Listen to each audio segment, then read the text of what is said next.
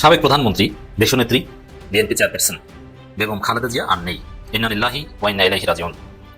বেগম খালেদা জিয়া সম্পর্কে আমরা কখনো কোনো নেতিবাচক মন্তব্য করিনি, করতে চাই না। বেগম খালেদা জিয়া ইসলামপন্থীদের আস্থার প্রতীক ছিলেন। বেগম খালেদা জিয়া কখনো এদেশের আলেম ওলামা ইসলামপন্থীদের নিয়ে নেতিবাচক কোনো শব্দ উচ্চারণ করেনি। এই কারণে তার জন্য অন্তরের অন্তঃস্থল থেকে দোয়া, শ্রদ্ধা, ভালোবাসা। আল্লাহ রাব্বুল আলামিন এই মহিয়সী নারীকে জান্নাতুল ফেরদাউস নসিব করুন। খালেদা জিয়া ছিলেন পিওর বাংলাদেশপন্থী। খালেদা জিয়া কখনো আলেম ওলামাদেরকে রাজাকার বলেননি, স্বাধীনতা বিরোধী বলেননি, যেটা নব্য বিএনপির বাটপাররা বলছে। খালেদা জিয়া কখনো আলেম ওলামা ইসলামপন্থী জামাত কোনো হুজুরদের সাথে মিশতে কখনো অপারগতা প্রকাশ করেননি, বরং অনেকের বাধা বিপত্তি অতিক্রম করে তিনি ইসলামপন্থীদের পাশে দাঁড়িয়েছেন। কখনো নিজেকে ওই মির্জা ফখরুলদের মতো প্রগতিশীল দাবি করেননি। কখনো খালেদা জিয়া অসাম্প্রদায়িক হিসেবে নিজেকে দাবি করেননি। তিনি ছিলেন পিওর বাংলাদেশপন্থী। জিয়াউর রহমানের যে বাংলাদেশি জাতীয়তাবাদী রাজনীতি, এটা প্রকৃত ধারক বাহক ছিলেন বেগম খালেদা জিয়া। বেগম খালেদা জিয়ার মৃত্যু বাংলাদেশকে এক অপূরণীয় ক্ষতির দিকে ঠেলে দিবে। বাংলাদেশের সংকটে সমাধানের সন্ধানে খালেদা জিয়া এক বিশ্বস্ত দেশপ্রেমিক পরিচিত মুখ। আজ সকাল 6টায় তিনি ইন্তেকাল করেছেন। আমরা অত্যন্ত করুণ আকুতি নিয়ে আল্লাহর কাছে দোয়া করি, পরম করুণাময় আল্লাহ তাআলা যেন তাকে ক্ষমা করে জান্নাত দান করেন। বেগম খালেদা জিয়া বাংলাদেশের নেতৃত্বের মধ্যে আমার একজন প্রিয় নেত্রী। বিএনপি চেয়ারপারসন বেগম খালেদা জিয়ার মৃত্যুতে শোক জানিয়েছেন ক্ষমতাচ্যুত সাবেক প্রধানমন্ত্রী শেখ হাসিনা। 30 ডিসেম্বর আওয়ামী লীগের ফেসবুক পেজে এক পোস্টের মাধ্যমে বিষয়টি জানানো হয়।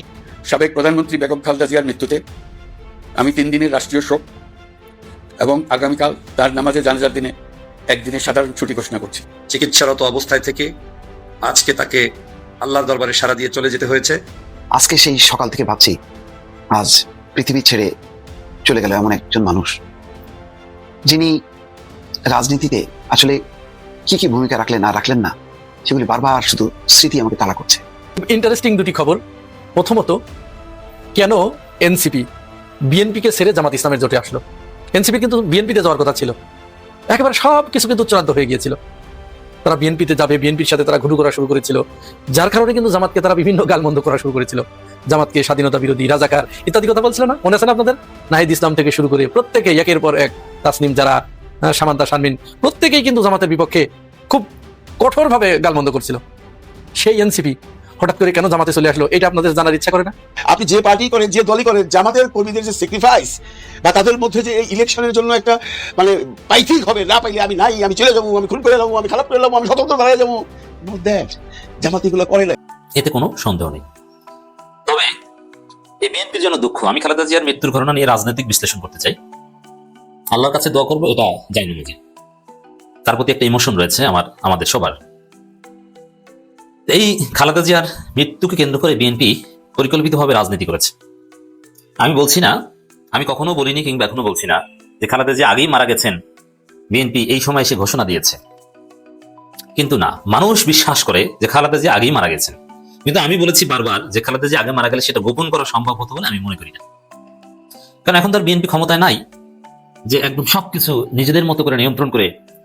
হ্যাঁ, মেডিকেল সায়েন্সের কোনো দৃষ্টিতে কোনো হিসাব নিকাশ এতদিন তার জীবিত থাকার কথা না, কিন্তু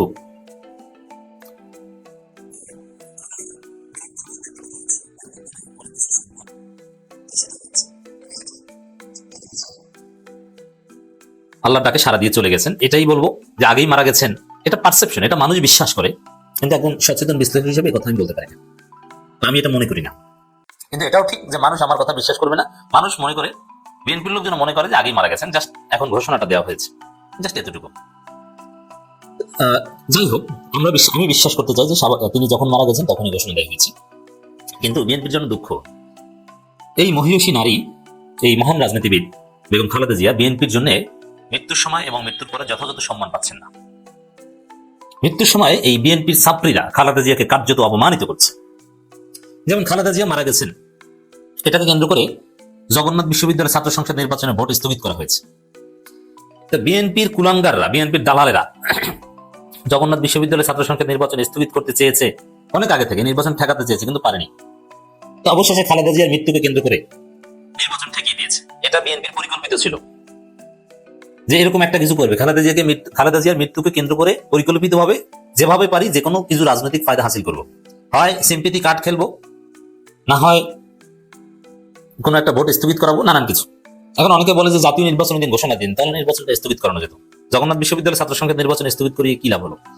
এখন এই যে বিএনপির কুলাঙ্গাররা যদি ছাত্র দলের প্রতিবাদ করেছে, জগন্নাথ বিশ্ববিদ্যালয়ের ছাত্র দলের ছেলেরা দেখলাম যারা নির্বাচন করে তারা প্রতিবাদ করলো, এই ভিসি পদত্যাগ চাইলো নির্বাচন স্থগিত করার কারণে। এটা খালেদা জিয়ার প্রতি অবমাননা, যে খালেদা জিয়ার আজীবনের সংগ্রাম গণতন্ত্রের জন্য, যার একটা পরিচয় আবশ্যিক নেত্রী, সেখানে খালেদা জিয়ার মৃত্যুকে কেন্দ্র করে গণতন্ত্র জলাঞ্জলি দেওয়া, গণতন্ত্র বিসর্জন দেওয়া, নির্বাচন স্থগিত করার পূর্ব পরিকল্পনা বাস্তবায়ন করা। এরা বসেছিল যে কি কারণ নির্বাচন হলেই তো ছাত্রদল হেরে যাবে, খালেদা জিয়ার মৃত্যুর দিন খালেদা জিয়ার দল হেরে যাবে, এটা মেনে নিতে চায়নি, এই জন্যই নির্বাচন স্থগিত করা। কিন্তু বাস্তব হচ্ছে যে খালেদা জিয়ার যে গণতান্ত্রিক সংগ্রাম, সেক্ষেত্রে গণতন্ত্রই খালেদা জিয়ার কাছে মুখ্য ছিল, জনগণের রায় খালেদা জিয়ার কাছে মুখ্য ছিল। কে জিতলো কে হারলো ডাজেন্ট ম্যাটার, জনগণ ভোটাধিকার প্রয়োগ করতে পারছে কিনা এটাই ছিল খালেদা জিয়ার কাছে মুখ্য। এবং খালেদা জিয়ার প্রতি সর্বোচ্চ সম্মান দেখানো হতো যদি এই অবস্থা নির্বাচনটা হতো এবং নির্বাচনে কালো ব্যাস করে সবাই ভোট দিতে যেত। পৃথিবীর রিয়ালিটি এটাই যে একদিকে মারা যাবে আর একদিকে জন্ম নেবে। আর বিশেষ করে গণতন্ত্রের জন্য সংগ্রামী একজন নেত্রী, দেশনেত্রী, তার জন্য গণতন্ত্রকে বিসর্জন দেওয়া এটা খুবই আপত্তিকর, এটা ঘটেছে।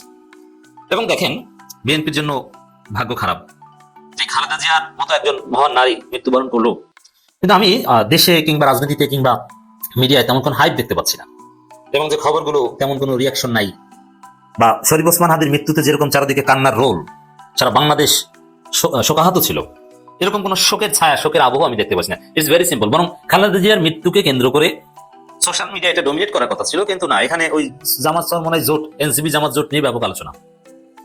এটা কেন হয়েছে যে খালেদা জিয়া মারা গেছে, সেখানে রাজনীতির অতি জরুরি কাজ চলবে, ঠিক আছে, যেমন পূর্ব ঘোষিত নির্বাচন, সেগুলো শোকাহত অবস্থায় মানুষ ভোট দিবে, কিন্তু স্বাভাবিকভাবে খালেদা জিয়ার প্রশংসা সুলভ বা খালেদা জিয়ার বিভিন্ন বক্তব্য শেয়ার, এগুলোই সোশ্যাল মিডিয়া এবং জনগণের মূল হওয়ার কথা ছিল, কিন্তু সেটা হয়নি। ওসমান হাদিকে নিয়ে জনগণের যে আগ্রহ, যে তার মৃত্যুকে কেন্দ্র করে সব দেখেছি, খালেদা জিয়ার মৃত্যুকে কেন্দ্র করে তার 100 ভাগের 1 ভাগও দেখছি না। এটা কেন?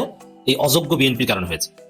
এবং বিএনপির কপাল খারাপ যে খালেদা জিয়া আমার বিশ্লেষণ অনুযায়ী স্বাভাবিক সময়ে মারা গেছেন, মানে আগে মারা গেছেন বিষয়টা আমি মনে করি না। তবে কোন রকম ওই যে বলে না যে পিত্তে পরাণ ছিল, ওরকম বেঁচেছিলেন, এটা আমার বিশ্বাস, আল্লাহ নসইল। তো সেই জায়গায় তারেক রহমান দেশে আসলেন, ভোটার হলেন, তার গুরুত্বপূর্ণ যত সফর ছিল, কবর জিয়ারত, স্মৃতিসৌধে যাওয়া, মাজার জিয়ারত করা, পার্টি অফিসে যাওয়া, 2 পার্টি অফিসেও বসা শেষ, চেয়ারপারসন কার্যালয়ে বসেছেন, আবার নয়াপল্টন কার্যালয়ে বসেছেন, সবকিছু নিজের ভোটার হওয়া সব যখন শেষ, নমিনেশন পেপার সাবমিট করা শেষ, সব ঝামেলা টামেলা গোছানোর পরে খালেদা জিয়ার মৃত্যু সংবাদ। মানে এতে মানুষ মনে করছে যেটা অতি সূক্ষ্মভাবে পরিকল্পিতভাবে এটা করেছে, এবং তারেক রহমান এসেছে গিয়েছে। তারপরে তাহলে এখান থেকে কি প্রমাণিত হলো? এখান থেকে প্রমাণিত হলো মানে জনগণ মনে করছে যে এটা বিএনপির সাজানো নাটক, কিন্তু বাস্তবে হয়তো সাজানো নাটক না, কিন্তু politics perception is very important. বাস্তব যা হোক, জনগণ কি মনে করছে এটা ইম্পর্টেন্ট। যাই হোক, খালেদা জিয়াকে নিয়ে বিএনপি পন্থী ছাত্রীরা খালেদা জিয়াকে যথেষ্ট সম্মান দিতে পারলো না, কিন্তু ইসলামপন্থীরা খালেদা জিয়াকে সর্বোচ্চ সম্মান দিচ্ছে, সম্মান দিতে চায়, দোয়া করছে আল্লাহর কাছে। আর বিএনপি লোক ঠিক মতো দোয়া করতে পারে না, তারা রাজনৈতিকভাবে ব্যবহার করতে পারে। আল্লাহ রাব্বুল আলামিন খালেদা জিয়াকে জান্নাতুল ফেরদাউসের সর্বোচ্চ মাকাম দান করুন। এনসিপি বিএনপিকে ছেড়ে জামাত ইসলামের জোটে আসলো। এনসিপি কিন্তু বিএনপিতে যাওয়ার কথা ছিল, একেবারে সবকিছু কিন্তু চূড়ান্ত হয়ে গিয়েছিল। তারা বিএনপিতে যাবে, বিএনপির সাথে তারা ঘুরু করা শুরু করেছিল, যার কারণে কিন্তু জামাতকে তারা বিভিন্ন গালমন্দ করা শুরু করেছিল। জামাতকে স্বাধীনতা বিরোধী, রাজাকার ইত্যাদি কথা বলছিল না, মনে আছে আপনাদের? নাহিদ ইসলাম থেকে শুরু করে প্রত্যেকে একের পর এক, তাসনিম যারা, সামান্তা শারমিন, প্রত্যেকেই কিন্তু জামাতের বিপক্ষে খুব কঠোরভাবে গালমন্দ করছিল। সেই এনসিপি হঠাৎ করে কেন জামাতে চলে আসলো, এটা আপনাদের জানার ইচ্ছা করে না? এইটা একটা বিষয় বলবো, খুব ইন্টারেস্টিং। আর দ্বিতীয় যে বিষয়টি বলবো, জামাত ইসলাম মাহফুজ আলমের উপরে এমন একটা মার দিয়েছে মাহফুজকে, মাহফুজ কিয়ামত পর্যন্ত মনে রাখবে। সে যখন ক্ষমতায় ছিল তখন ভেবেছিল যে কি নাকি হনুরে, কাউকে কোনো পাত্তা দিত না, কাউকে থ্রাই কেয়ার করতো না। জামাত ইসলামকে তো মওদুদিবাদ বলতে বলতে মুখে ফেরা তুলে ফেলতো, এবং এমন কোনো কথা নাই, গালমন্দ নাই যা মাহফুজ তার ওই পদে থেকে জামাতকে বলে নেই, যেটা তার কিন্তু ওই পদে থাকা অবস্থায় তার মুখে শোভা পেত না বা পাওয়ার কথা ছিল না, তার বলার কথা ছিল না, কিন্তু সে সেগুলো বলেছে। এই মাহফুজের উপরেও জামাত ইসলাম একটা প্রতিশোধ কিন্তু নিয়ে নিয়েছে ইতিমধ্যেই। আমি দুটি বিষয় আপনাদেরকে একটু ছোট করে বলি। প্রথমে আমরা চলেন কোনটা বলি, মাহফুজেরটাই আগে বলি, তারপরে ওইটা বলি কেন এনসিপি এখানে আসলো। মাহফুজ আপনারা জানেন সে কিন্তু নির্বাচন করতে পারছে না, আগামী নির্বাচনে সে এনসিপির হয়ে নির্বাচন করতে পারছে না। সে জামাতের সাথে, এনসিপি যেহেতু জামাতে যখন চলে আসলো, তখন স্বাভাবিকভাবে মাহফুজ এবং আসিফ মাহমুদ এই দুজন কিন্তু স্বাভাবিকভাবেই আসার কথা এবং তাদেরকে নমিনেশন দেওয়ার কথা। জামাত এনসিপিকে 30টি আসন দিতে চেয়েছে। এনসিপি আবার এখানে একটু বেশি চালাকি করতে যাচ্ছে। তারা বলছে যেহেতু তারা 50টি আসন চেয়েছিল, এখন তারা বলছে যে না, 50টি জামাত যখন 30টি দিতে রাজি হয়েছে, তখন বলছে ঠিক আছে তাহলে 30টি দেন, আর 10টা বা 20টা আসনে আমরা জামাতের প্রার্থীর বিপরীতে প্রার্থী দিব, সেখানে তারা জামাতের প্রার্থীর বিপক্ষেই তারা নির্বাচন করবে। জামাত ইসলাম এটিকে নাকচ করে দিয়েছে যে না, এটি সম্ভব নয়। তাহলে আর জোট থেকে কি লাভ? সেখানে যদি এনসিপি প্রার্থী দেয় জামাতের প্রার্থীর বিপরীতে, তাহলে তো জামাতের যে প্রার্থীরা বসে যাচ্ছে হাসি মুখে মেনে নিচ্ছে জোটের অন্যান্য সঙ্গীদের, তো তারাও তো তখন দাঁড়িয়ে যাবে, এটা তো তখন আর না করা যাবে না। সুতরাং এটা করলে জোট থাকবে না, এটা করা যাবে না। জামাত ইসলাম এটা নাকচ করে দিয়েছে। তো এনসিপির এই দাবি তোলাই উচিত হয়নি। এটি শিশু সুলভ একটি কথা, এটি রাজনৈতিক প্রজ্ঞাপূর্ণ কোনো কথা নয়, এটা কখনো হওয়ার কথা, এটা হয় না। যাই হোক, তো মাহফুজ এবং আসিফের ব্যাপারে জামাতের কথা যে ওইটা তো হবেই না, বরং আসিফ এবং মাহফুজ যদি এনসিপিতে আসে তাহলে এদের সাথে আমরা জোট করবো না, এদেরকে আমরা নিব না। কেন নিব না? আসিফের কি দোষ? আসিফের দোষ হচ্ছে আসিফ তার বিরুদ্ধে ইতিমধ্যেই যথেষ্ট অভিযোগ উত্থাপিত হয়েছে, দুর্নীতির যথেষ্ট অভিযোগ উত্থাপিত হয়েছে, এবং তার কর্মকাণ্ডে ইতিপূর্বে আপনারা সবাই জানেন, আমি ওই বিষয়ে ডিটেলসে যাচ্ছি না, কিন্তু জামাত ইসলাম তাকে পরিষ্কার বলে দিয়েছে যে তার ওই অন্যায় অপকর্মের দায়ভার জোটের ঘাড়ে এসে পড়বে যখন সে জোটভুক্ত হবে, জোটের প্রার্থী হবে। সুতরাং এই দায় এই জোট নিবে না, জামাত ইসলাম তো নিবেই না। তাহলে আসিফের নির্বাচন, সে কিন্তু যদিও ঢাকা 10 থেকে মনোনয়ন ফর্ম কিনেছে, বিএনপিতে যাওয়ার চিন্তা ভাবনা কিন্তু করেছিল, যে বললাম যে এনসিপিকে নিয়ে সে বিএনপিতে যাওয়ার চিন্তা ভাবনা করেছিল, কিন্তু যখন আর সেটি হয়নি, এনসিপি চলে আসছে বিএনপির একটা বক্তব্যের কারণে, একটা আচরণের কারণে, তারপরে আসিফের এখন আর নির্বাচন ফেরত হয়েছে সে, কিন্তু সেখানে সে নির্বাচন করতে পারবে কিনা এনসিপির একটা গুরুত্বপূর্ণ দায়িত্ব তাকে দেওয়া হয়েছে, পরে সিদ্ধান্ত হয়েছে যে আসিফ নির্বাচন করবে না। আর মাহফুজের ব্যাপারে বলা হয়েছে মাহফুজকে তো জোটে নেওয়া যাবে না, কারণ মাহফুজ ইতিপূর্বে জামাতকে মৌদুদিবাদ বলে যেভাবে অপপ্রচার চালিয়েছে, জামাতকে যে ব্ল্যাকমেইল করার চেষ্টা করেছে, এটি ইসলাম মনা যে লোকগুলো আছে তাদের ভিতরে চরমভাবে এটি সংক্রমিত হয়েছে। সুতরাং মাহফুজকে যদি জোটে নেওয়া হয় তাহলে দলীয় নেতাকর্মীদের বিরাট ভাজনের মুখে পড়বে জামাত ইসলাম। সুতরাং একজন ব্যক্তির জন্য জামাত ইসলাম তার দলীয় নেতাকর্মীদের মনে এত বড় কষ্ট দিতে পারবে না। একে বলে মায়ের, এমন মায়ের যে মায়ের কোনো শব্দ নেই। মাহফুজকে ছাড়াই এনসিপি জামাতের সাথে জোটভুক্ত হতে রাজি হয়েছে, অর্থাৎ মাহফুজ এবং আসিফ মাহমুদ সজীব ভুঁইয়া দুজনই আউট। মনে পড়ে আসিফ মাহমুদ যেভাবে আউট করেছিলেন আপনার ছবি থেকে সাদিক কায়েমকে, এটাকেই বলে রাজনীতির খেলা। আর মাহফুজ মনে পড়ে আপনার, আপনি উপদেষ্টা থাকা অবস্থায় জামাতকে কিভাবে গালিগালাজ করেছেন, জামাতের নেতাকর্মীরা আপনার দ্বারা কতটা মনোকষ্ট পেয়েছেন, কতটা কষ্ট পেয়েছেন একবার ভাবুন তো, ভাবতে পারেন? এরপরে এনসিপি কেন জামাতের জোটে আসলো বিএনপি ছেড়ে? চলেন আমরা সেই বিষয়ে একটু শুনি। এনসিপি বিএনপি ছেড়ে জামাতের জোটভুক্ত হবার অন্যতম কারণ হচ্ছে তারা তারেক রহমানের দিকে তাকাইছিল, অধীর আগ্রহে তাকাইছিল যে তারেক রহমান এসে দেখি কি বাণী দেয়। তারেক রহমান এসে যখন 300 ফিটে তিনি যে বক্তব্যটা দিলেন, তার এই বক্তব্য রাজনৈতিক বিশ্লেষক যারা এবং রাষ্ট্রবিজ্ঞানী যারা, তারা বলছে যে না, এটি জনগণের ভিতরে, মানুষের ভিতরে তো কোনো প্রভাব বিস্তার করতে পারেই নাই, মানুষ তার বক্তব্যের দ্বারা কোনো রকম উদ্বুদ্ধ হয় নাই, আশার আলো দেখতে পায় নাই, বরং উল্টো এনসিপি তারেক রহমানের বক্তব্যের ভিতরে একটা ফাঁক তারা ধরতে পেরেছে। এটা হচ্ছে তারেক রহমান কিন্তু তার পুরো বক্তব্যে যতটুকু সময় বক্তব্য দিয়েছেন, কোথায়ও তিনি শেখ হাসিনাকে ফ্যাসিবাদ বলেন নাই, বরং স্বৈরাচার বলেছেন। শেখ হাসিনাকে কিভাবে বিচার করবেন এই কথা কোথায় বলেন নাই, তিনি শুধু গুম খুনের কথা বলেছেন, কিন্তু গুম খুনের বিচার কে করেছে, কারা করেছে, বিচার কিভাবে হবে, এই কথাগুলো, এই রূপরেখা তিনি দেন নাই। উল্টা তিনি এমন একটি শব্দ উচ্চারণ করেছেন, দেখেন শব্দের কি মারপেস, এমন একটি শব্দ তিনি উচ্চারণ করেছেন, বলেছেন আমরা মানুষের নিরাপত্তা বিধান করতে চাই। এই যে নিরাপত্তা, এই নিরাপত্তা শব্দটার ব্যাখ্যা যদি আপনারা একটু জানতে চান, তাহলে নিরাপত্তা বলতে কি? প্রত্যেককে নিরাপত্তা দেয়া, অর্থাৎ আওয়ামী লীগের যে অপকর্ম করেছে আওয়ামী লীগ এবং তার দোসরেরা, তাদের নিরাপত্তা দেয়া, দায় মুক্তি দেয়া। নিরাপত্তা মানে কারোর কিছু বলা যাবে না, কারো বিচার করা যাবে না, যে যা করেছে সবাইকে খালাস করে দিলাম, আমি মানুষের নিরাপত্তা বিধান করলাম। সেনাবাহিনীর ভিতরে যে গুটি কয়েক, পুরো সেনাবাহিনী না কিন্তু, বুঝবেন ভালো করে, সেনাবাহিনী কিন্তু আমাদের গর্বের সম্পদ, এইটাকে কোনো অবস্থায় বিতর্কিত হতে দেওয়া যাবে না। এই সেনাবাহিনীর ভিতরে গুটি কয়েক যে কালপিট ছিল, এই কালপিটদের বিচার করতে হবে। তো তার সে রূপরেখাও নেই, তিনি তাদেরও নিরাপত্তা দিবেন, আওয়ামী লীগকে নিরাপত্তা দিবেন, আওয়ামী লীগের দেশীয় যত দোষর আছে তাদেরও নিরাপত্তা দিবেন, আবার ভারতকেও নিরাপত্তার সাথে তাদের সমস্ত কাজকর্ম এখানে করতে দিবেন। এটা হচ্ছে নিরাপত্তার অর্থ। তো এটা তো আমরা না বুঝলেও এই তরুণ ছেলেপেলে যারা রাজনীতিতে আসছে এতটুকু তারা বুঝতে পেরেছে, তাদের রাজনৈতিক পুরা পারঙ্গমতা না আসলেও, ম্যাচুরিটি না আসলেও এতটুকু তারা বুঝতে পেরেছে, এতটুকু বোঝার মতো ম্যাচুরিটি তাদের এসেছে যে তারেক রহমান এখানে কি বোঝাতে চাইলো। আজকে সেই সকাল থেকে ভাবছি, আজ পৃথিবী ছেড়ে চলে গেল এমন একজন মানুষ, যিনি রাজনীতিতে আসলে কি কি ভূমিকা রাখলেন না রাখলেন না, সেগুলি বারবার শুধু স্মৃতি আমাকে তাড়া করছে। কারণ আমি আমার জীবনের একেবারে তরুণ বয়সে যখন এরশাদ বিরোধী আন্দোলন চলছিল, ওই সময় বেগম খালেদা জিয়াকে দেখেছি, শেখ হাসিনাকে দেখেছি। আজকে তুলনা করে কাউকে মানে ছোট করবো না, খাটো করবো না, করতে চাইও না, কিন্তু দেখেন আল্লাহর কি মানুষের কি ভালোবাসা, মৃত্যু বড় এমন ভালোবাসা মানুষের সবার আসলে ভাগ্যে জোটে না। বেগম খালেদা জিয়ার আজকে দলমত নির্বিশেষে ভালোবাসা। বেগম খালেদা জিয়া যেভাবে নির্যাতিত হয়েছেন, অত্যাচারিত হয়েছেন, তাকে কারাগারে ঢুকতে হয়েছে এই বাংলাদেশে মাটিতে, এবং কে ঢুকালেন? শেখ হাসিনা, তার দল আওয়ামী লীগ সরকার। কত বড় অন্যায়! এসব বিরোধী আন্দোলন, দুই নেত্রীর আহ্বানে সারা দেশের মানুষ সেটি পতন ঘটালো। তারপর ঘটনা প্রবাহে রাজনৈতিক তিক্ততার সংঘাতে এমন দাঁড়ালো, অন্তত লম্বা সময় পেয়েছিল শেখ হাসিনা, কিন্তু সেটা ছিল তিক্ততা আর প্রতিহিংসায় ভরপুর। তার কারণে বেগম খালেদা জিয়া কারাগারে ঢুকলেন, অসুস্থ হলেন, চিকিৎসা পেলেন না। আমার বারবার একটা কথা জানতে ইচ্ছা করে, বেগম খালেদা জিয়া যে কত রাক্ষোভ বা তিক্ততা, এটা কিন্তু কখনো ওনার মধ্যে মানে প্রকাশ পায়নি। এত বড় পরিবর্তনের পরও যখন সেই পতনের উপর দাঁড়িয়ে সবাই উৎসব করছে, ভাঙচুর করছে, জ্বালাও পোড়াও করছে, তখন খালেদা জিয়া শান্তির কথা বলছেন, তার পুত্র তারেক রহমান বলছেন কোনো সহিংসতা না।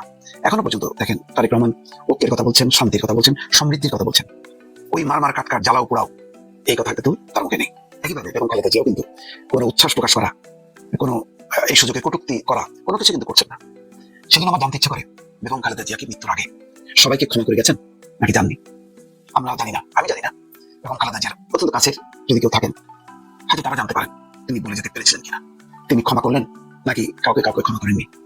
কারণ অন্তত শেখ হাসিনা ক্ষমার অযোগ্য অপরাধ করেছেন খালেদা জিয়ার সাথে, একেবারেই উচিত হয়নি। শেখ হাসিনা যখন ক্ষমতার তুঙ্গে তখনও আওয়ামী লীগের অনেক নেতাকে আফসোস করতে জেনেছি যে দরকার ছিল না, কোনোভাবেই দরকার ছিল না এই আচরণটা। যদি সুযোগও দিতেন খালেদা জিয়াকে যে যান চিকিৎসা করে আসেন, নাও ফিরলে কি আসে যেত, তিনি তো তার এই বয়সে তিনি তার ছেলের কাছে থাকতেন, এটাই তো। কিন্তু সেটুকু করেন সাহস রাখেননি বা সেটা করেননি। এত হিংসা, এত হিংস্র মনোবৃত্তি নিয়ে একজন নেত্রী আজকে দিল্লিতে পালিয়েছেন, আর একজন নেত্রী মুখে কোনো এই পতনের অর্থাৎ তার যে ক্ষোভের যে অবসান ঘটলো, তার যে তৃপ্তি মানে নিগুড় তোলা, প্রকাশ করা, নিন্দা করা, কোনো কিছু করলেন না, নীরবে তিনি পৃথিবী ছেড়ে চলে গেলেন।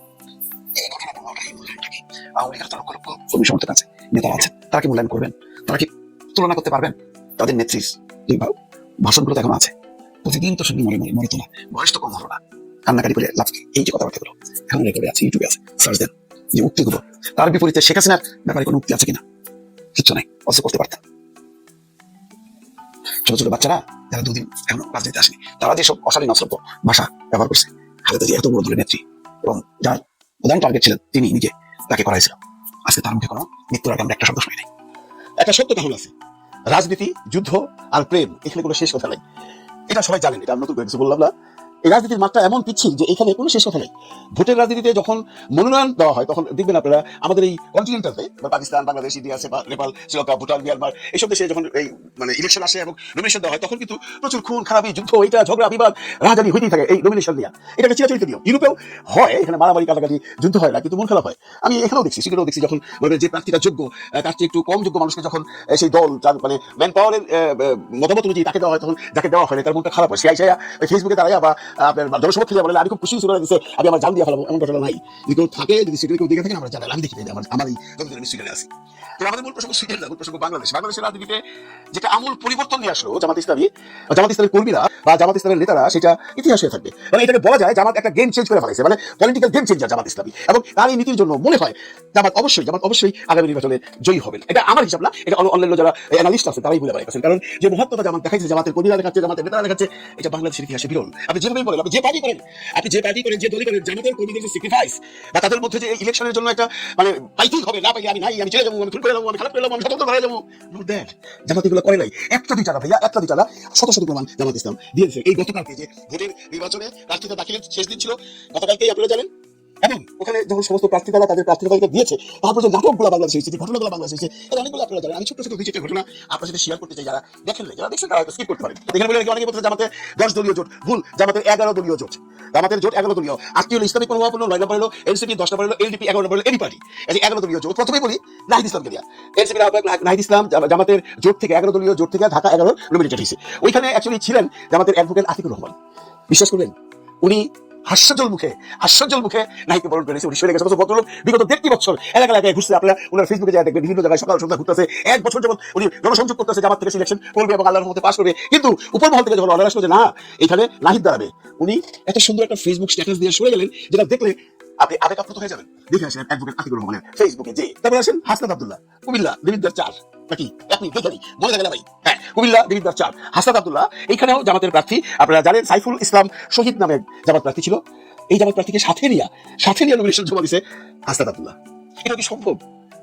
জামাতের দ্বারাই সম্ভব। এই সমস্ত ঘটনা দেখলেই মনে হয় বিজয়ের পথে চলছে জামাত ইসলাম। এটাই সম্ভব হয়ে গেছে যে প্রার্থী এতদিন এই দেবিদ্বারে নিজেকে প্রচার করতেছিল যে আমি জামাত ইসলাম থেকে দাঁড়াইতেছি, আমার আপনারা ভোট দিয়ে জামাতকে জয়যুক্ত করবেন, আমাকে জয়যুক্ত করবেন, সেই ভদ্রলোক নিজে হাসনাত আব্দুল্লাহকে হাতে ধরে নিয়ে সেই নির্বাচনে অভিষেকের জায়গায় হাসনাত আব্দুল্লাহর নমিনেশন পেপার জমা দিয়েছে। ওখানে কিছু ছবি ফেসবুকে ভাইরাল হয়েছে, এমন কিছু বল পাইকার বলতেছে উনি হয়তো মন খারাপ পেলো, আপনাকে ভাবছে মনে উনি রাত বাইরে আসবে হি করে না।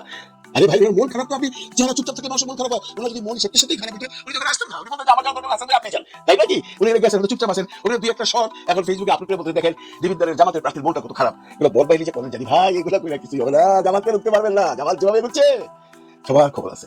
এটিএম আজম খান জামাতের প্রার্থী, রংপুর 4, বহুদিন যাবত প্রচারণা করছে, সে কনফার্ম সেই পেয়ে যাবে সেটা, মানে তাকিয়ে দেওয়া হবে নমিনেশন, এইভাবে কথাবার্তা চলছিল। সেখানে আজকে জোটের পর জোট থেকে ডিসিশন হয়েছে আক্তার হোসেনকে, এনসিপি আক্তার হোসেনকে সেখানে নমিনেশন দেওয়া হবে। সেখানেও আক্তার হোসেনকে দেওয়ার পর জামাতের প্রার্থী এখানে কোনো রকম উচ্চবাচ্য করে নাই এবং কোনো রকম বিদ্রোহ করে নাই, কোনো রকম, বরঞ্চ চুপচাপ সে সরে গেছে এবং সে দোয়া করতেছে এইখানে যেন সে পাস করে। এই হলো জামাতের স্টাইল। এই স্টাইলটি আপনারা ভাই বুকে হাত দিয়ে বলেন আজ পর্যন্ত দেখছেন? যারা ইলেকশন তো অনেক দিন দেখেনি না এই জেনারেশনের, যারা ইলেকশন দেখছেন এর আগে, যারা খোঁজ খবর রাখেন, তারা একটু বুকে হাত দিয়ে বলেন তো এরকম কোনো ঘটনা ঘটছে কখনো? আওয়ামী লীগ হোক, বিএনপি হোক, জামাত তখন কোনো খবর ছিল অন্য কোনো দলের জাতীয় পার্টি হোক, যে ওনাদের কোনো প্রার্থী যাকে দেওয়া হয়েছিল 1 বছর আগে থেকে কথা দেওয়া হয়েছিল তাকে বাদ দিয়ে অন্যজনকে যখন দিয়েছে সে সেই নতুন প্রার্থীকে সাদরে সম্ভাষণ জানিয়েছে এবং তার জন্য দোয়া প্রার্থনা করছে? নাই, এমন ঘটনা নাই। আপনার যে যেভাবে বুঝান না কেন, এটা হচ্ছে ঢাকা 13, এখানে দেওয়া হয়েছে মামুনুল হক সাহেবকে। উনি তো এই 11 দলীয় জোটের একজন। মামুনুল হক সাহেবকে যখন দেওয়া হয়েছে তখন অলরেডি জামাতের ওইখানে প্রার্থী ছিল মামুনুল হকের বিপরীতে মুবারক হোসেন সাহেব। মুবারক হোসেন সাহেবকে সরিয়ে দিয়ে মামুনুল হক সাহেবকে দেওয়া হয়েছে হেফাজতে ইসলামের। মুবারক হোসেন সাহেব সসম্মানে মেনে নিয়েছে। এখানে তারা না, জামাতের যারা ছিল প্রার্থীতা হিসাবে, তারা যখন দেখে যে আমাকে দলীয় প্রধান থেকে বা দল থেকে বলা হচ্ছে তুমি সরে যাও, তোমার জায়গায় XYZ, সেটা হেফাজত থেকে আসুক, চরমনের পিস সেখান থেকে আসুক, বা এনসিপি থেকে আসুক, বা এলডিপি থেকে আসুক, বা এই পার্টি থেকে আসুক, তারা জিজ্ঞাসা করে কাকে দিচ্ছেন, উপর থেকে অর্ডার আসছে, বাস উনি ছেড়ে দিচ্ছেন এবং খুব খুশি মনে ছেড়ে দিচ্ছেন। তাদের কথা হলো যে আমরা একদিনের রাজনীতি করতে আসি, আমি জামাত করি, আমি জামাতের সাথে সারা জীবন আছি, সারা জীবন জামাতের সাথে থাকবো। সুতরাং জামাতের উচ্চমহল থেকে যে অর্ডারটা দেওয়া হবে আমি সেটাই মানবো। বলেন ভাই, এই ধরনের রাজনীতি বাংলাদেশে আপনারা এর আগে দেখতেন কিনা? সত্যি করে বলেন, মিথ্যা কথা বলার দরকার নেই। যদি না দেখে থাকেন এইবার দেখালেন। সেম ঘটনা পঞ্চগড়ে সাজিদ আলমের জায়গা। সাজিদ আলমের পঞ্চগড় একে জামাতের প্রার্থী যিনি ছিলেন অ্যাডভোকেট ইকবাল হোসেন সাহেব সসম্মানে ছেড়ে দিয়েছে। তার জন্য সার্ভিসের জন্য কয়টা বলবো ভাই, এগুলো বললে সারাদিন শেষ হবে না। কিন্তু আরেকটা মজার ঘটনা ঘটছে হবিগঞ্জ 4। আপনারা জানেন, এখানে আমি একটা ভিডিও করছিলাম এর আগে, আপনারা অনেকে দেখছেন, যেটাকে নিয়ে ওই শাহেদ আলম বিলালি আলম বেশ সমালোচনা করছিল। সেখানে জামাতের যে প্রার্থীতা ছিল, জামাতের আমির বুখারী সাহেব ওখানে প্রার্থীতা ছিলেন। সেইখানে জামাতে ইসলাম আমার দেশের একজন মানে সাংবাদিক মিস্টার নোমানকে প্রার্থীতা করছে। একটা ভিডিও করছিলাম তখন, ওই যে জামাতের যে আমি যিনি ছেড়ে দিয়েছেন নোমানের জন্য, উনি দোয়া করছেন, উনি নিজে একটা মিটিং করছেন, ফেসবুকে স্ট্যাটাস দিয়েছেন এবং সবার সাথে পরিচয় করেছেন। সেই নোমানের জায়গায় আজকে আবার নতুন করে নোমানকে বাদ দেওয়া হয়েছে। দেখেন, জামাতের আমিরকে বাদ দিয়ে জামাতের অন্য প্রার্থী দেওয়া হয়েছে মিস্টার রুমানকে, জার্নালিস্ট রুমানকে। সেখানে রুমানকে বাদ দিয়ে আজকে দেওয়া হয়েছে খেলাফতের মজলিসের আব্দুল কাদের সাহেবকে। মানে জামাতের প্রথম যে ক্যান্ডিডেট তাকে বাদ দিয়ে জামাতের সেকেন্ড ক্যান্ডিডেট দেওয়া হলো। প্রথম ক্যান্ডিডেট শালম দেশটা মেনে নিল, সেকেন্ড ক্যান্ডিডেট জার্নালিস্ট রুমানকে বাদ দিয়ে এখন খেলাফতের মজলিস থেকে আব্দুল কাদের সাহেবকে দেওয়া হলো। রুমান সাহেব সতর্ক করে দিয়েছে, কোনো রকম আপত্তি করেন এবং বিরাট বড় স্পেশাল দিয়েছেন যে আমি তারপর আপনাদের সাথে আছি, যারা আমার জন্য এতদিন খাচ্ছেন তাদেরকে আমি ধন্যবাদ জানাই। আর আপনারা যারা আমার জন্য এতদিন নিজের পকেটের পয়সা দিয়ে চা খাওয়াইছেন, বিস্কিট খাওয়াইছেন, তারা আবার তাদের সাথে জন্য করেন। আমরা সবাই জামাতকে ভালোবাসি, আমরা দেশকে ভালোবাসি, আমরা আমাদের প্রতিনিধিকে ভালোবাসি। যেই আসুক, যেই আসুক, জয়েন থেকে এসছে, এইখানে দুইটা পরিবর্তন চলে আসছে। এবার যদি আমি একটু আলোচনা করি, আরেকটা বড় দল বিএনপি। একটু ছোটবেলায় রচনা প্রতিযোগিতায় আসে না, প্রিয় নেতা, প্রিয় লেখক, হ্যাঁ, প্রিয় কবি, প্রিয় সাহিত্যিক, এরকম আমাদেরও এসেছিল। তো আমি খালেদা জিয়ার জীবনী লিখেছি দুবার। তখন আমি সোনারগাঁয়ে পড়াশোনা করি, কিন্তু প্রতিবারই স্যার আমাকে বলেছেন এটা তো লেখা যাবে না। স্যার আওয়ামী লীগ করতেন বা অন্য দল করতেন এই কারণে না, স্যার এই কথাটি বলতেন এই কারণে যে যারা জীবিত আছে তাদেরকে লিজেন্ড, প্রিয় এত বলার কিছু নাই, এই কারণে স্যার এটা বলতেন। তাহলে কাদেরকে লিখতে হবে? হয়তো জিয়াকে লিখতে হবে, শহীদ প্রেসিডেন্ট জিয়াউর রহমান, শেরে বাংলাকে ফজলুল হক, হোসেন শহীদ সোহরাওয়ার্দী, মাওলানা ভাসানী, শেখ মুজিব, এগুলো ছিল প্রেসক্রাইবড রচনা প্রতিযোগিতায় বা প্রিয় নেতা জীবনী লেখার জন্য। আর প্রিয় কবি লেখার জন্য ছিল রবীন্দ্র, নজরুল, ফররুখ। বইয়ের মধ্যে পাওয়া যেত, প্রেসক্রাইব বইয়ের মধ্যে এই জীবনীগুলো থাকতো।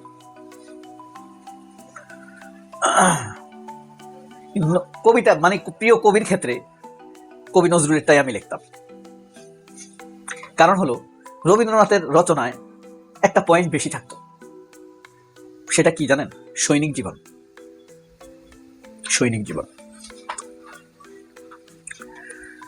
খালেদা জিয়ার জীবনে একটা জিনিস কম থাকতো, সব নেতার জীবন মৃত্যু থাকতো না, যে জন্ম এত সাল, মৃত্যু এত সাল।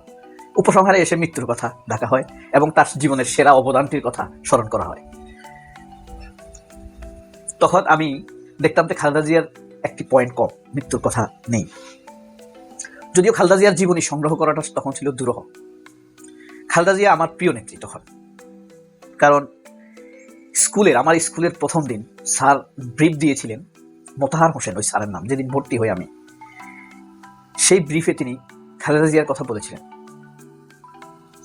স্যার এত সুন্দরভাবে বলেছেন যে ইন্টেনশনালি না, মনে হয় যেন উদাহরণ টানতে গিয়ে বলেছেন এখন থেকে খালেদা জিয়াই দেশকে অনেক দূর টেনে নিয়ে যাবেন। অর্থাৎ তার নেতৃত্বের ধারাবাহিকতা, হোসেন শহীদ একে ফজলুল হক, হোসেন শহীদ সোহরাওয়ার্দী, মাওলানা ভাসানী, শেখ মুজিবুর রহমান, এভাবে তিনি ধারাবাহিকতা টেনে এসে তিনি খালেদা জিয়াতে থেমেছেন। তখন যে ক্ষমতায় এরশাদ, খালেদা জিয়া এই ক্ষমতায়, খালেদা জিয়া এটা তিনি মেনশন করেন নাই, তবে এটা বলেছেন যে খালেদা জিয়া এগিয়ে যাবে। সেখানে আবার উপস্থিত ছিল সেদিন ওই স্কুলের ওরিয়েন্টেশনে তারা থাকতো মুক্তিযুদ্ধ মন্ত্রী রেজাউল করিম, তিনি ছিলেন। ওই মুক্তিযুদ্ধমন্ত্রী রেজাউল করিম থাকার কারণে তিনি খালেদা জিয়ার কথা বলেছেন নাকি স্যার নিজেই বলেছেন তা আমার জানা নেই। তবে স্যারের ব্রিফিংটা ছিল পার্সোনাল, বক্তৃতায় না। যে কোনো কারণে হোক, আমার আব্বার কারণে সম্ভবত, আমাকে একটু এক্সট্রা কেয়ার করেছেন head sir Motahar Hossain sir. তো ডেকে নিয়ে, পাশে ছিল রেজাউল করিম এমপি, আর তার পাশে ছিলেন হেড স্যার মোতাহার হোসেন। ওইটা ছিল স্কুলের প্রথম ক্লাস, আমার জীবনের প্রথম স্কুলের দিন। সেই থেকে আরো দুবার, অর্থাৎ সেটা তো তখন তো রচনা প্রতিযোগিতার সময় আসে নাই, 7-এ 6-এ একবার, 7-এ একবার আমি ওনার প্রিয় নেতা হিসেবে ওনার নামই লিখেছিলাম। কিন্তু আমি নেত্রী লিখতাম না, নেতাই লিখতাম। কিন্তু নেতা লেখাই উচিত, এটা আমি বুঝে শুনে লিখতাম না, নেতাই লেখা উচিত। কিন্তু যখন আমি 2বার 6-7 পার হলাম, তখন আমার মাথায় আসলো যে মেয়েদের ক্ষেত্রে নেত্রী লেখা বাঞ্ছনীয়। আমি তো ওই কিন্তু স্যার তো আমার কাটে নাই। ঘটনাটা কি, তখন স্যার আমাকে বুঝিয়ে বললেন, খুব যখন অপ্রতিদ্বন্দ্বী লেভেলে কেউ চলে যায়, তখন তার নামের ক্ষেত্রে, সেই নামের গুলার ক্ষেত্রে স্ত্রীলিঙ্গ ব্যবহার করা হয় না। আরো অনেক পেশা আছে যেখানে স্ত্রীলিঙ্গ ব্যবহার করা হয় না ইংরেজির ক্ষেত্রে, যেমন প্রফেসর। এখানে ছেলে মেয়ে বিভাজন করা হয় না এই শব্দের মাধ্যমে, এমন বলা হয় না যে লেডি প্রফেসর। আজ খালেদা জিয়া, সেই খালেদা জিয়া চলে গিয়েছেন। খালেদা জিয়াকে আমি সরাসরি দেখেছিলাম, আমাদের গ্রামের বাড়িতে একবার এসেছিলেন, উঠোনের সামনে দিয়ে হেঁটেছিলেন। আজ তিনি চলে গিয়েছেন। 1945 সালের 15 আগস্ট তিনি এই পৃথিবীতে এসেছিলেন। সেই থেকে বাংলাদেশে চলে এসেছে। এরপরে তার বাবা বাংলাদেশে চলে আসেন। চলে আসার পর তারা নোয়াখালীতে বসবাস শুরু করেন। দিনাজপুরে অনেকদিন তিনি ছিলেন। দিনাজপুরে তার নানার বাড়ি, মায়ের বাড়ি। তৈয়বা মজুমদার তার মায়ের নাম। তার বাবা ছিলেন ব্যবসায়ী। তার মৃত্যু নিয়ে অনেকে অনেক রকম কথা বলে, এগুলা অপপ্রচার সত্যিকার অর্থেই। তিনি আগেই মারা গেছেন, এই সেই, এটা সঠিক নয়। মৃত্যু নিয়ে কখনো তাড়াহুড়া করা ভালো না। এই কারণে তারা লাইফ সাপোর্টিং ট্রিটমেন্ট চালিয়ে গিয়েছেন। এরকম চীনে একটা ঘটনা ঘটেছিল, আপনার শিবিরের একজন কেন্দ্রীয় নেতা, তার নাম রফিকুল ইসলাম, তিনি ব্রেন স্ট্রোক করেছিলেন। তখন সবাই বলেছে মারা গেছে, কিন্তু ডাক্তার বলেছে মারা যান নাই, তবে তার বাঁচার সম্ভাবনা নাই, এভাবে তিনি 7-8 দিন থাকতে পারেন। তো সাথে যারা ছিল সবাই বলেছে যে মৃত ঘোষণা করার জন্য। কিন্তু শিবিরের আরেকজন নেতা, সোহেল খান, অর্থ সম্পাদক, শিবিরের কেন্দ্রীয় অর্থ সম্পাদক সোহেল খান, তিনি বলেছেন না, এটা তো হত্যাকাণ্ড হবে, তার প্রাণ এখনো আছে, বাঁচার সম্ভাবনা কম, তবে যতদিন থাকে থাকুক। এখন টাকা পয়সার জন্য অথবা আপনার তাড়াহুড়ার জন্য আপনি মৃত ঘোষণা করবেন, এটা তো হত্যাকাণ্ড, জীবিত মানুষকে মৃত ঘোষণা করা। খালেদা জিয়ার ক্ষেত্রে তাই হয়েছে। শেষ পর্যন্ত চিকিৎসা করেছে। এবার ওই যে মইনিউর ওয়াকারুজ্জামানের সাথে সম্পর্ক ভালো রাখতে গিয়ে মির্জা ফখরুলেরা তাকে 23 অক্টোবর, সম্ভবত অক্টোবর, বেগম খালেদা জিয়াকে সশস্ত্র বাহিনীর দিবসে 23 নভেম্বর সশস্ত্র বাহিনীর দিবসের অনুষ্ঠানে নিয়ে যাওয়া হয়েছিল মাস্ক ছাড়া, তার ক্রিটিক্যাল অবস্থায়। এটাই হয়ে গিয়েছিল তার জন্য কাল।